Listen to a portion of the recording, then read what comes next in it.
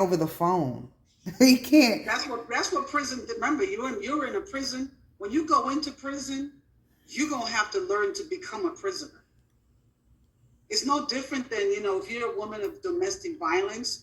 Once you have to reach that point of accepting that this is. People say, well, why haven't you left? Because I say to them, you have to become somebody else to live in that kind of abuse until you can leave. If you're domestic violence, human trafficking, if you could be a male stuck in a job because they know that you've got to feed your family, so they now hold you mentally, emotionally, almost physically in prison. Um, it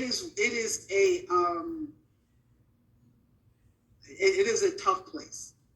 Keep going. Yeah, it's a tough place. It's unreal the stuff that they have to deal with, because I know, because of my day, I know this background like the back of my hand. I've experienced it from all angles, from a sister standpoint, from a daughter standpoint, and now from a spouse standpoint. And when I tell you, you have to literally, it's a lot. So you was married to him? Well, we were gonna be. Well, yeah, he proposed, but it. The thing is, like, even when he proposed, I wasn't even like, I was ignoring my needs altogether. Like you gave him your whole world. Yeah, I just was catering to him, and because I never got to do that before. Like, I've always been guarded, and I don't know why I thought to take a chance on somebody he went away for 20 years. That's a long time. And I was there when he got sentenced. We were all friends. We all came from the same, areas, and we knew the same people. And, he's always been a part of, like, my life in some kind of way, or his family, like his dad. I used to work with his dad when I was young because I was a single mom. His dad used to paint. So I used to paint with his dad. Like, I knew his family. That's what made it even more devastating for me, because he has a huge family and they all know me. And then they were so happy, like, that we were together, but then it was all a lie. Everything was just a lie. If I tell you, like, you would have to literally read the book to get all the details. Like, it was. Trust me, let me tell you.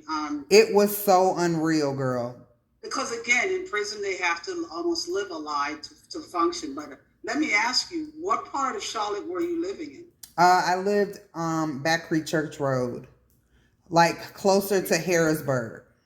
Okay, right. So you were going closer to the university area. So it wasn't like you all were in. I mean, I know you said you were on the streets doing stuff, but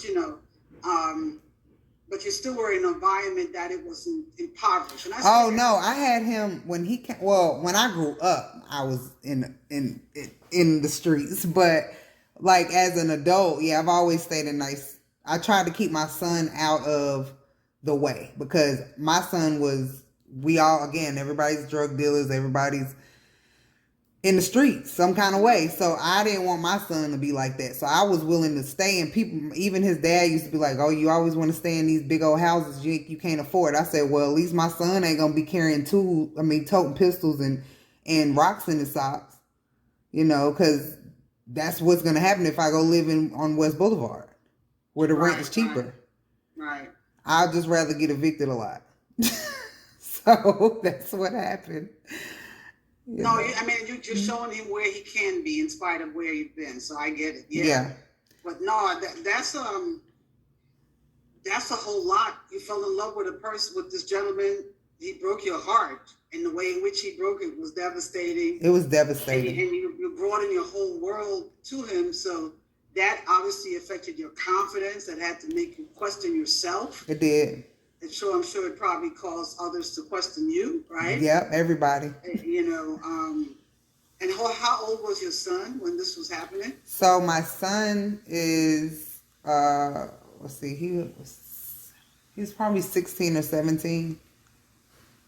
So I was pregnant with Tru while we were going through everything was unraveling. Like, the truth was unraveling. Like, people were calling my phone.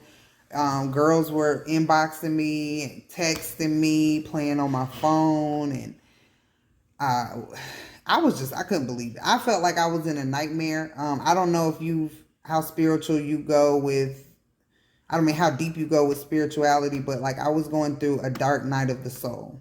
What is called? Well, I mean, let's put it this way. I'm well aware of the fact that you can be higher in height in the Lord, but if you can go in dark places. Well, I was going through it. I don't go to dark places, but I've had to help a bunch of folks who have been in some very dark